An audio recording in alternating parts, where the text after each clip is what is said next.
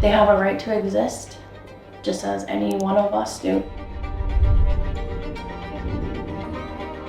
That's how we have, for generations, have learned to coexist and to live in balance and in harmony with the natural world. And we have been given values and teachings to keep us there.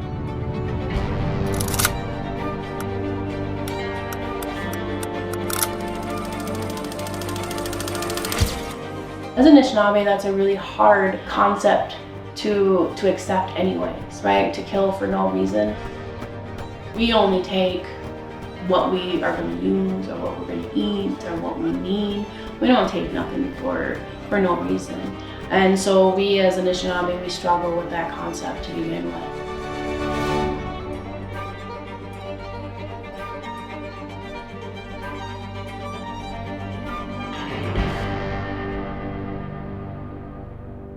This is something as young conservation professionals, I think all of us have to kind of dig within ourselves and think about a little bit, or just anybody really, not just conservation professionals, but in scientific training, you are told to separate science from feeling. You shouldn't, humanize or give personification to your study species because that's unprofessional. Everyone wants a scientist to just be the lab coat, cold-blooded or whatever, very hard-lined, empirical, just I only have scientific opinions for you. But I think the whole reason a lot of us get into this field is because we care. And that's kind of an underlying current that all of us have, is we do deeply care about these species, especially wolves and these large charismatic megafauna. People are drawn to wolves. Everyone has really strong opinions on them, whether they be positive or negative.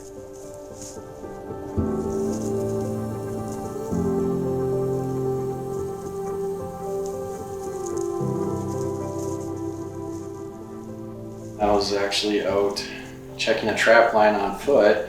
I look up ahead of me and I see 4 wolves walk out on the road, probably about maybe 20 yards in front of me, and then I look back and there's 3 more behind me, and they cross the road and go about their day, doing their business, pay no mind to us. And as I go up and check this trap off to the side trail on my own, I look up in front of me, probably 10 yards away from my trap set, there's 4 of these wolves crossing the trail in front of me, doubling back.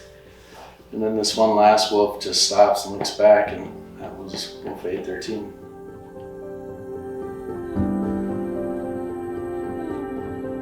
So I guess our target packs is the Echo Valley pack and the Misquabi-Kong pack. So those are our tribal packs that utilize Red Cliff Reservation.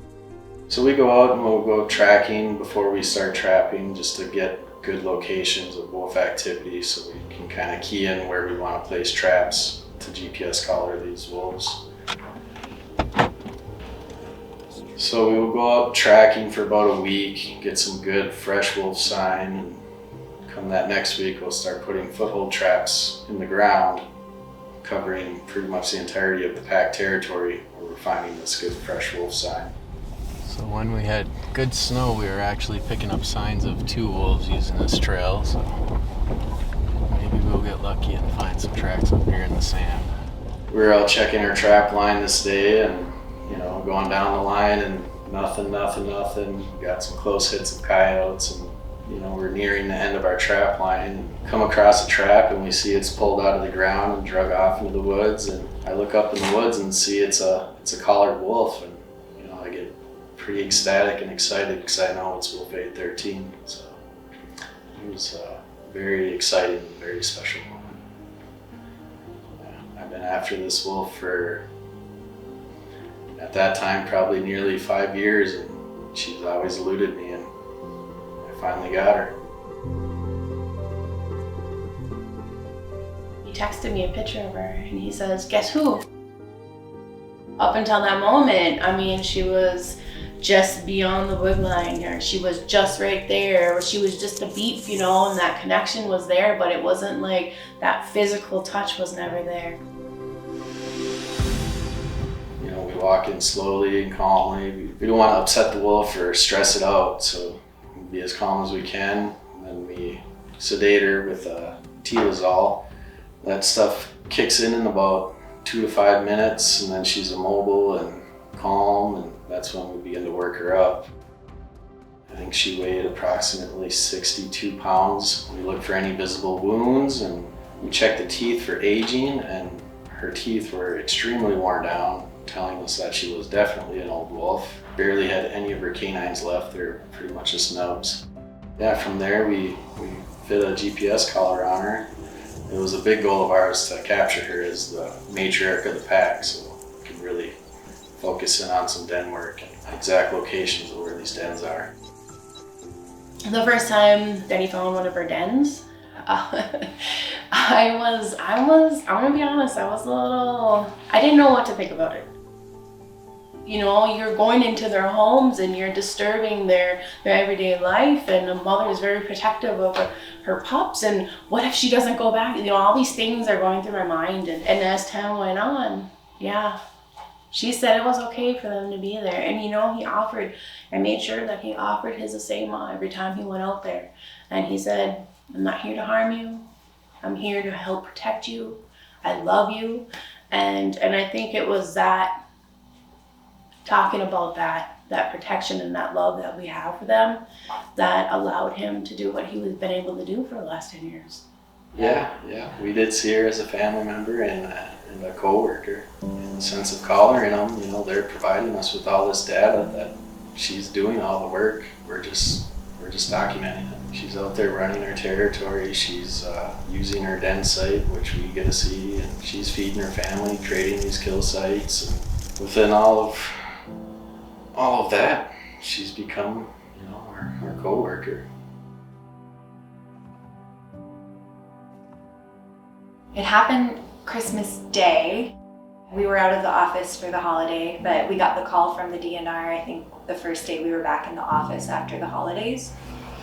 I just come in from the field and I look at my phone and see I have a message on my phone, and I pick it up, and I was getting the report of a collared wolf that had been killed within the Echo Valley Pack territory. So my stomach just kind of dropped, because I knew at that time we'd only had one collared wolf out there, and that was 813. As he was building this relationship, he really started to identify within himself his spirit as an Anishinaabe, and he was like, oh, I have this knowledge too. I have this understanding that's there just under the surface that I can't quite understand yet, but it's there.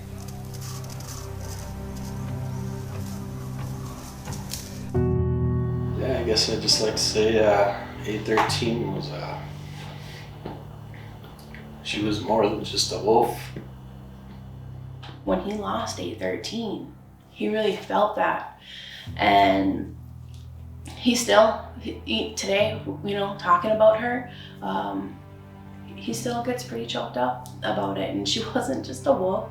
She wasn't just a predator. She was family. We can't quite describe that relationship and like what it really means to us as Anishinaabe. We can't put that into words for anybody else to understand, but it's there and it's strong, and it's not something that we can just be like, oh, well, you know, that was just another wolf that died. You know, it's not like that for us. That's family. That's our brother. That's our sister. That's our grandmother. You know, it's our mother.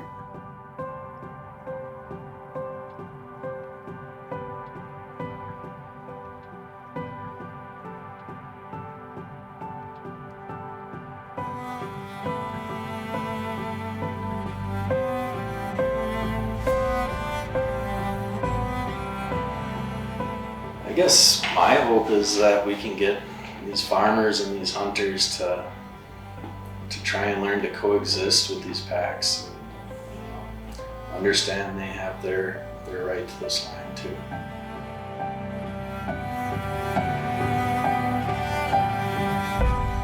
Yes, they are a wild animal. I can understand some people's fear with that, but I don't think that they've given us any reason to shoot first and ask questions later.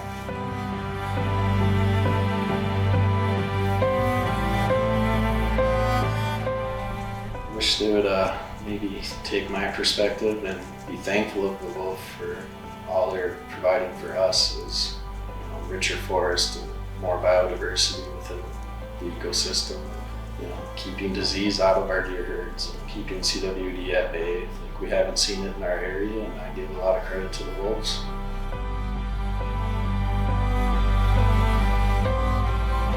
I do hope that if there was ill will or ill intent, that that there's some consequences that would be taken there, and that person is held accountable. But I do know that they have a right to exist, just as any one of us do.